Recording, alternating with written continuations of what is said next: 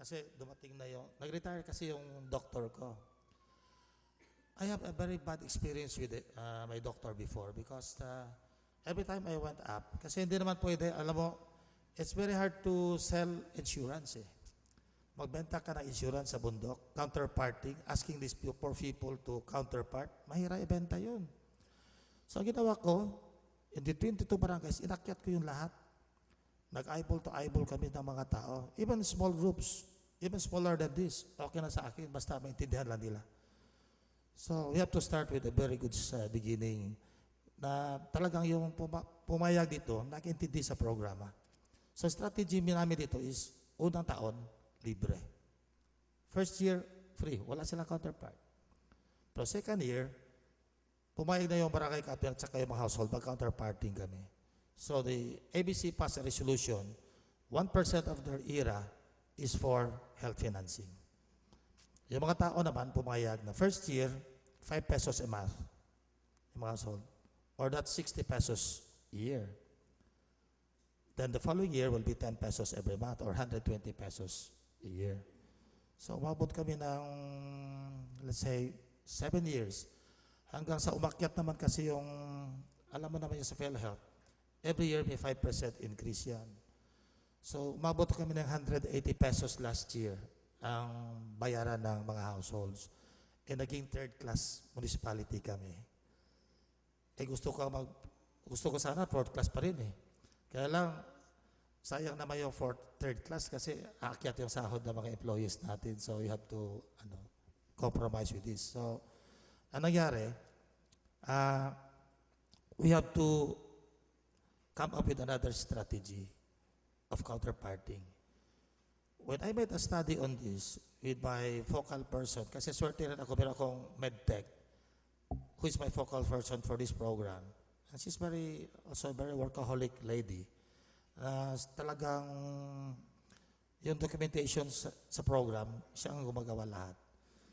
So, I was able to see that the 1% is not proportionate equally to all the barangays in terms of benefits dahil there are some barangays who are paying less but a very high enrollment. But there are some with high enrollment but with a very small payment. So, kung isipin mo yung per household, lugi yung ibang barangay. So, ang ginawa namin, we set a 1, 2, 3 counterparting scheme. 100 for every household that the barangay would like to enroll. Then the household will contribute 200 pesos. Then yung 300 pesos will be counterparted by the LGU. And the national government will pay the 600 pesos or a total of 1,200 pa rin. Alam nyo, I encountered a very big problem kasi pumasa ng ABC resolution yung mga barangay captains. Yung ibang nasa lowland are the ones with high enrollment, di ba? So, mas alam nila yung problema. So, ayaw nila mag-contribute ng 100. I was already acting mayor last year na pumasok yung ABC resolution nila. So, my first councilor was the one sitting as the acting vice mayor because my mayor was in the States. By the way, my mayor is my sister, who was also my vice mayor before. But she is not running in the next election because we don't want, as I have said, our family is not really interested in politics. Kaya lang, parang call of time lang talaga yung tumakbo ako. So, naka-take off na yung 1, 2, 3 namin. So I was asking the midwife kung anong talaga nangyari dito, kung papayag ba yung mga tao na instead of the 150 lang bayad, ibibigay sa kapitan, tapos yung 200 ng household, maging 250. Maniwala po kayo? Nananalo yung 200 ng mga households. Umataas yung mga barangay captains. Kasi takot sila baka hindi buboto sa kanila sa next election. So, ganun na yun. So, tuloy pa rin yung 1, 2, 3 po namin counterparting scheme. At saka, one thing unique, kasi before, we have a little problem with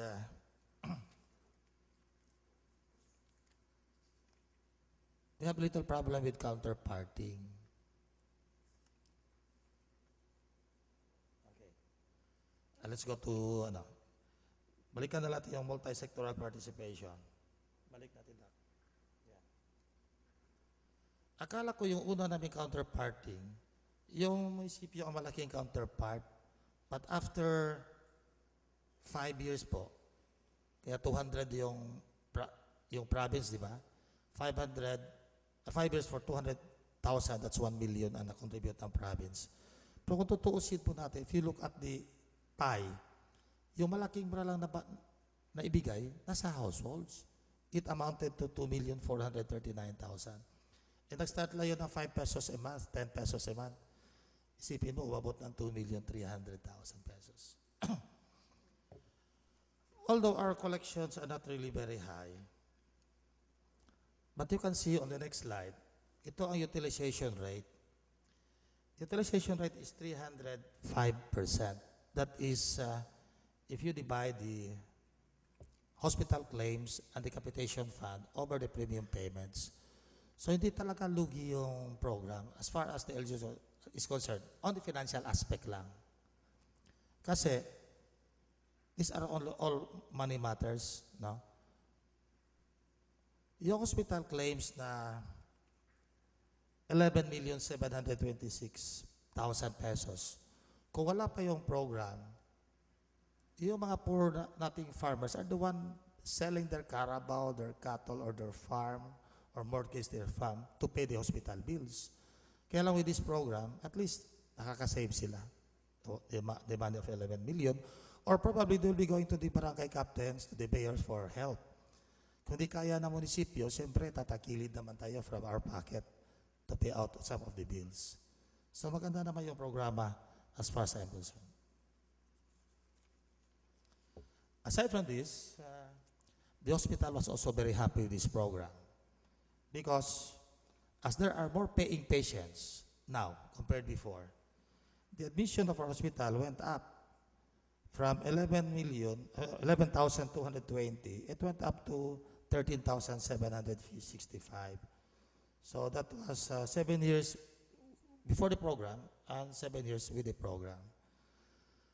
And with 11,633 are coming from, are only the PhilHealth beneficiaries. So noon, Bindoy has only 289 share of that. Now, with this program, 3,000 already paying and 960 came from my town. So anong nangyari dito, the hospital income of before the program was only 1.9. Ngayon, the income of the hospital is 14.5 million pesos. I am part of the hospital board and I am also a member of the Interlocal Health Zone Management Board. So alam na alam po namin yung nangyari sa Bindoy District Hospital, which is located in my town. And the distance of that hospital is only 3 kilometers from our municipal health office. Kaya lang, sa ngayon, mas marami pa rin pumupunta sa sentro namin, nagpapa-check up. Bakit? Dahil maganda na yung facility natin. Maganda na yung laboratorio namin. Mas mura pa kaysa hospital. You will notice on the next slide. In 2002, we have only an OPB client of the outpatient benefit clients of 551 in a year. Ngayon, in 2008, our client went up to 5,660. And that 10 times more than the usual 7 years ago. So if you have a good facility with a good doctor, with drugs and medicines available, and a good laboratory, daming nagpupunta, nagpakonsulta. But you will notice also the yellow bars down below. These are the hospitalizations. It never went up as high as the other consultations. That only shows that we are now more preventive than curative.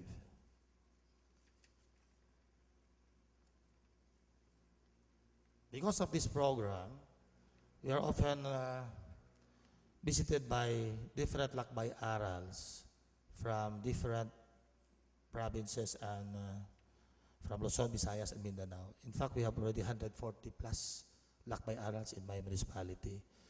I have been invited to speak before in